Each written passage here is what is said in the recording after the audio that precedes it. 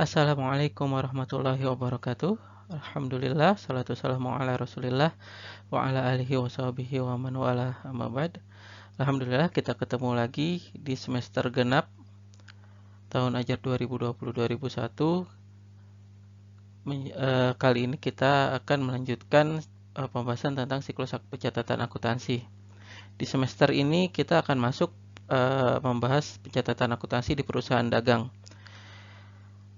Kali ini adalah sesi kedua. Nah, kemarin sesi ke-1 kita membahas pengenalan tentang perusahaan dagang, karakteristiknya dan perbedaannya dengan perusahaan jasa juga perusahaan manufaktur. Di sesi kali ini kita akan membahas mengenai syarat pembayaran, penyerahan barang, dan rabat pada perusahaan dagang.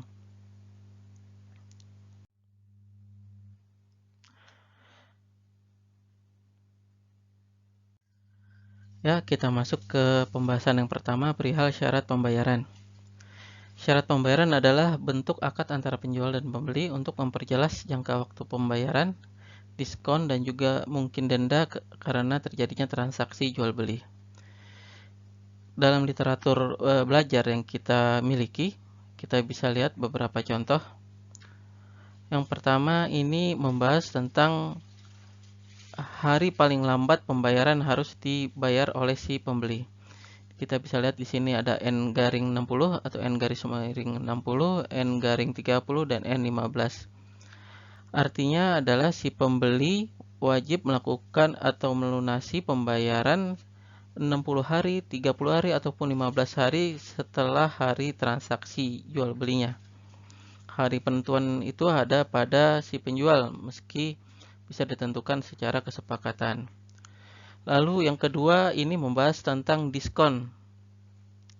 Diskon ini bisa diperoleh si pembeli bila dia memenuhi syarat yang terdapat pada akadnya. Nah, kita bisa lihat 5/5, 5/15, 3/30, 2/60, dan seterusnya ataupun selain itu. Angka yang tertera di awal sebelum garing 5, 3, dan 2 itu merupakan persentase diskon yang bisa didapatkan si pembeli bila si pembeli membayar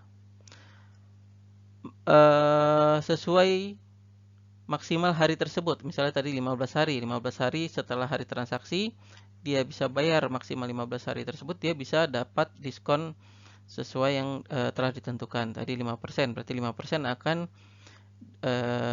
mengurangi nilai transaksi di awal. Dan selanjutnya, pada literatur yang lain juga disebutkan bukan hanya ada diskon, tapi juga ada denda yang bisa diterapkan bila si pembeli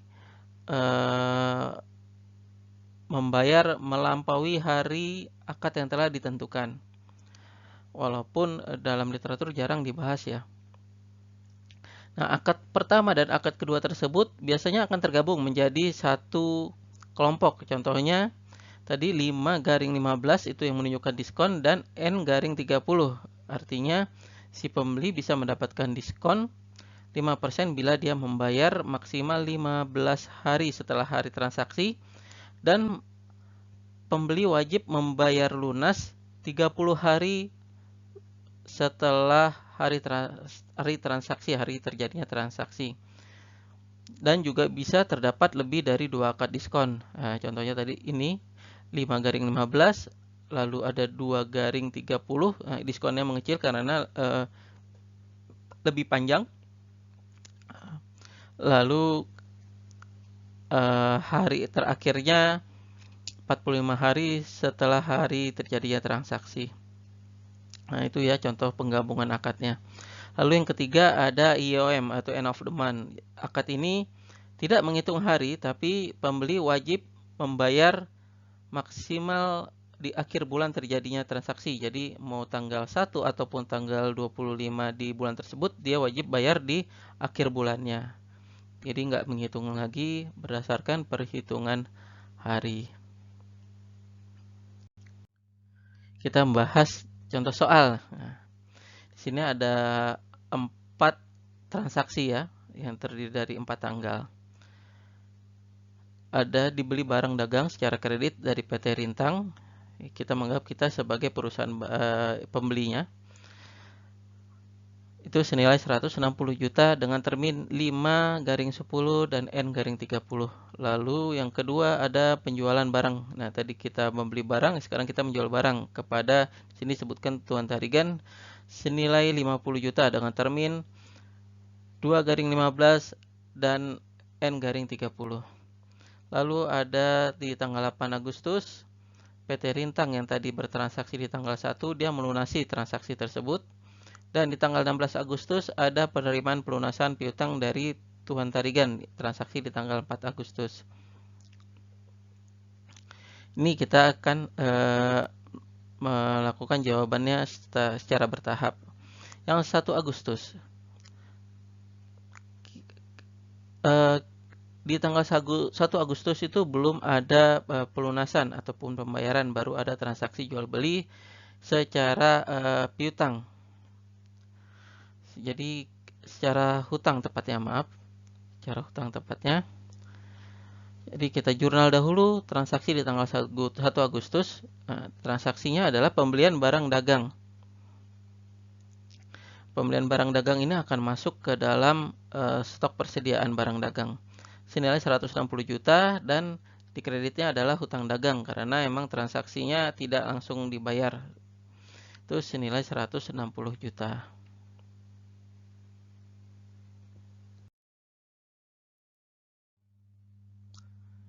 Lalu untuk transaksi tanggal 4 Agustus juga belum ada pembayaran ataupun pelunasan atas terjadinya penjualan barang dagang kepada Tuan Tarigan. Jadi kita hanya membuat jurnal di mana di debit adalah piutang dagang atas nama Tuan Tarigan, lalu di kreditnya adalah penjualan senilai 50 juta. Di tanggal 8 Agustus kita melakukan pelunasan transaksi dengan PT Rintang. Tadi transaksinya di tanggal 1 Agustus. Kita analisa bahwa pembayaran ini dilakukan sebelum 10 hari sehingga berhak mendapatkan diskon senilai apa yang terdapat di akad 5%. Di diskonnya adalah 5% dikali nilai transaksi adalah 190 juta. Diskonnya kita didapatkan adalah 8 juta. Lalu tahap keduanya adalah kita membuat jurnal transaksi atas pelunasan hutang dagang tersebut. Hutang dagang yang tadinya dikredit senilai 160 juta itu pindah ke debit, yang artinya dilunasi. Lalu di kredit terdapat 2 akun, yakni yang pertama potongan pembelian senilai 8 juta. Lalu pembayarannya antara kas atau melalui bank senilai 152 juta rupiah. Sehingga hutang dagang tersebut lunas dan kita mendapatkan diskon.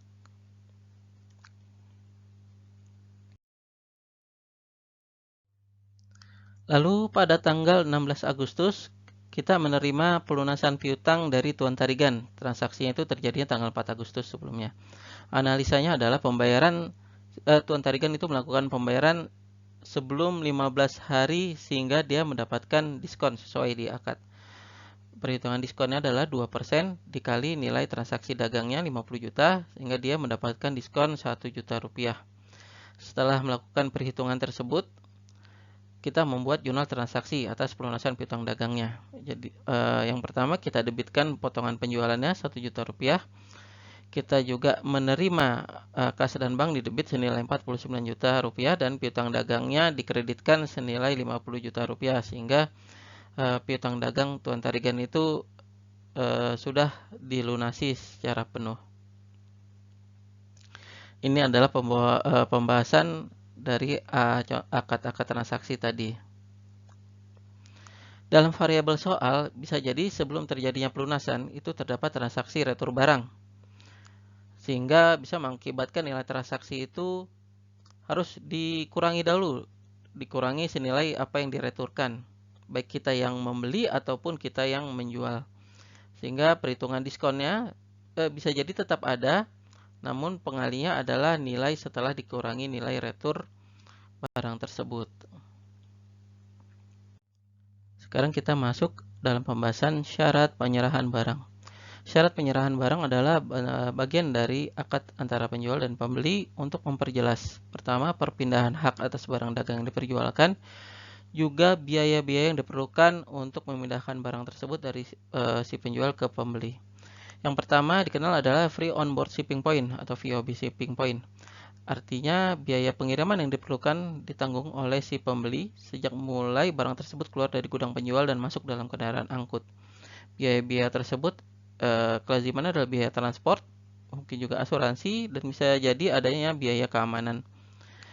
Secara pencatatan persediaan, penjual mencatat pengeluaran persediaan tersebut ketika barang sudah keluar dari gudang penjual, dan si pembeli bisa mencatat barang tersebut sebagai persediaan dalam perjalanan ketika barang tersebut sudah keluar dari gudang penjual atau masuk dalam kendaraan angkut. Dari sisi faktur jual belinya, seperti yang tadi disebutkan bahwa si pembeli akan mencatat seluruh detail biaya-biaya tersebut, jadi harga barang, lalu ada biaya-biaya pengirimannya, itu masuk ke pencatatan si pembeli. Lalu yang kedua, Free On Board Destination Point atau VOB Destination Point. Untuk akad ini artinya seluruh biaya pengirimannya ditanggung oleh si penjual, mulai dari barang tersebut keluar dari gudang si penjual, masuk kendaraan angkut, hingga sampai diterima di gudang pembeli atau diterima si pembeli.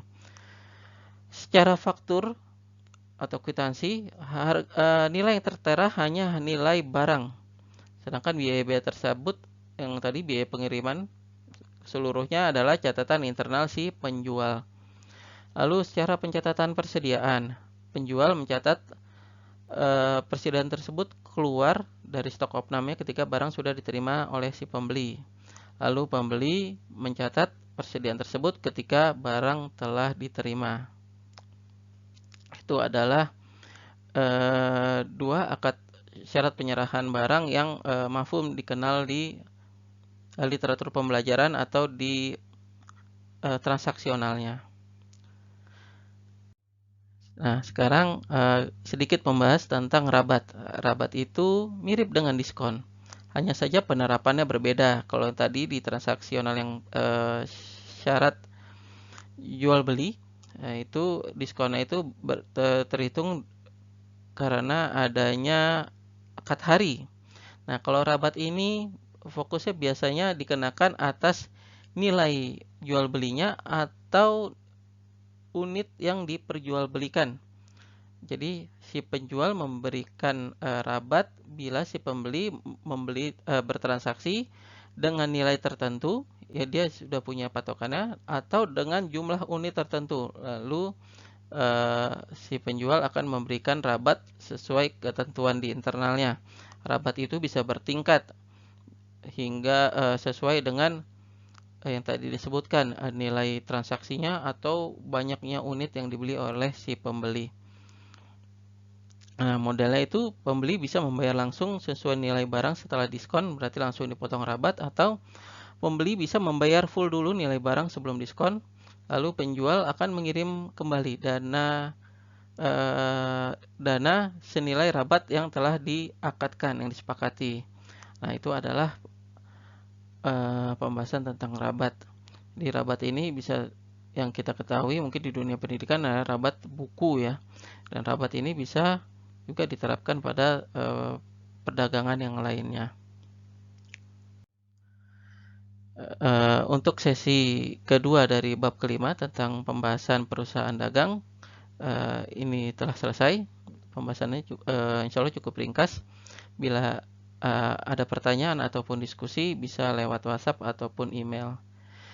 Jazakumullah khair atas atensinya. Semoga menjadi wawasan dan ilmu yang bermanfaat bagi kami semua.